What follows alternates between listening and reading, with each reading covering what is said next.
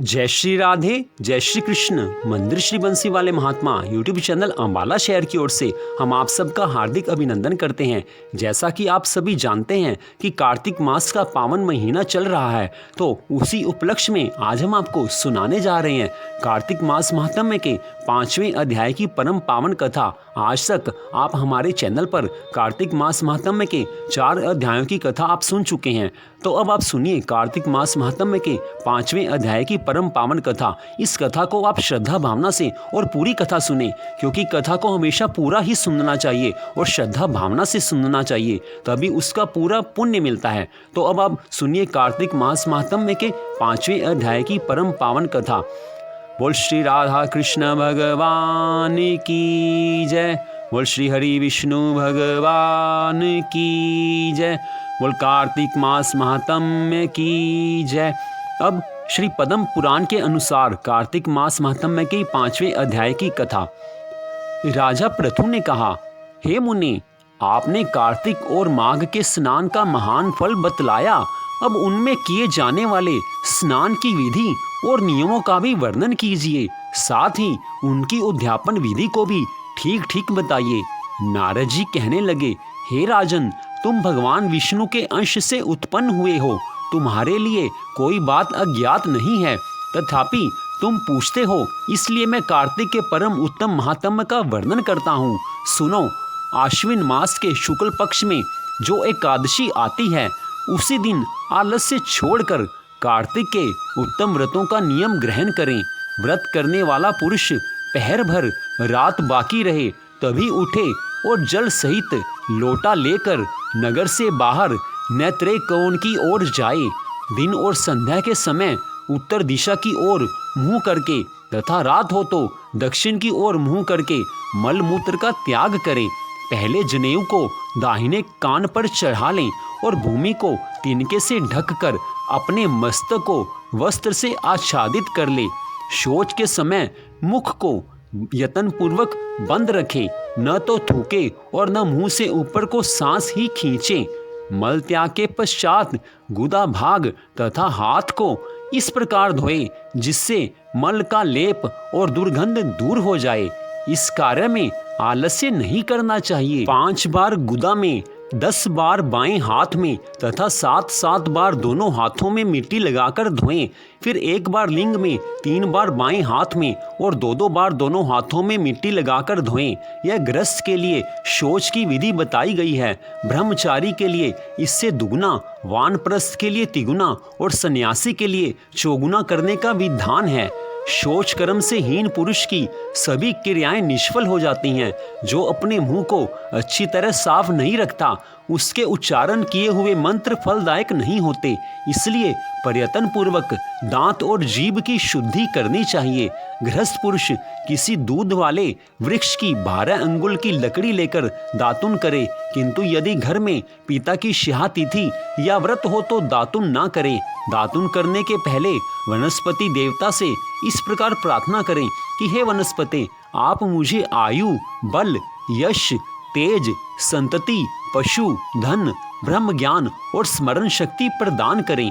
इस मंत्र का उच्चारण करके दातुन से दांत साफ करने चाहिए। प्रतिपदा, अमावस्या, नवमी, षष्ठी, रविवार तथा चंद्रमा और सूर्य के ग्रहण के दिन दातुन नहीं करनी चाहिए। व्रत और श्राद्ध के दिन भी लकड़ी की दातुन करना मना है। उन दिनों जल के 12 कुल्ले करके मुख शुद्ध करने का विधान है। कांटेदार वृक्ष, कपास, सिंधुवार, ब्रह्म वृक्ष, पलाश, बरगद, एरंड और दुर्गंध युक्त वृक्षों की लकड़ी को दातुन के काम में नहीं लेना चाहिए। फिर स्नान करने के पश्चात भक्ति प्रायण एवं प्रसन्नचित होकर चंदन, फूल और तांबूल आदि पूजा की सामग्री ले भगवान विष्णु तथा शिव के मंदिर में जाएं। वहां भगवान को पृथक पृथक पाद्य, अर्घ्य आदि उपचार अर्पण करके स्तुति करें तथा पुनः नमस्कार करके गीत आदि मांगलिक उत्सव का प्रबंध करें। ताल, वेणु और मृदंग आदि बाजों के साथ भगवान के सामने नृत्य और गान करने वाले लोगों का भी तांबूल आदि के द्वारा सत्कार करें। जो भगवान के मंदिर में गान करते हैं वे साक्षात विष्णु रूप हैं। कलयुग में किए हुए यज्ञ, दान और तप भक्ति से युक्त होने पर ही जगत गुरु भगवान को संतोष देने वाले होते हैं।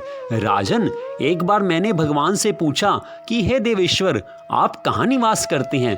तो भगवान मेरी भक्ति से संतुष्ट होकर बोले कि हे नारद, न तो मैं वैकुंठ में निवास करता हूँ और न योगियों के हृदय में।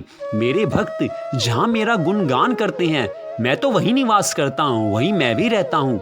यदि मनुष्य गंध, पुष्प आदि के द्वारा मेरे भक्तों का पूजन करते हैं तो उससे मुझे जितनी अधिक प्रसन्नता होती है उतनी स्वयं मेरी पूजा करने से भी नहीं होती। जो मूर्ख मानव मेरी पुराण कथा और मेरे भक्तों का गान सुनकर निंदा करते हैं वे मेरे द्वेष के पात्र होते हैं। शिरीष, सिरस, उन्मत्त, धतूरा, गिरिजा, मातुलुंगी, मल्लिका, मालती, सेमल, मदार और कनेर के फूलों से तथा अक्षतों के द्वारा श्री विष्णु की पूजा नहीं करनी चाहिए। जवा, कुंद, सिरस, जूही, मालती और केड़ों के फूलों से श्री शंकर जी का पूजन नहीं करना चाहिए। लक्ष्मी प्राप्ति की इच्छा रखने वाला पुरुष तुलसी दल से गणेश जी का, दुर्वा दल से दुर्गा का तथा अगस्त के फूलों से सूर्यदेव भगवान का पूजन ना करें। इसके अतिरिक्त जो उत्तम पुष्प हैं वे सदा सब देवताओं की पूजा के लिए सही माने गए हैं।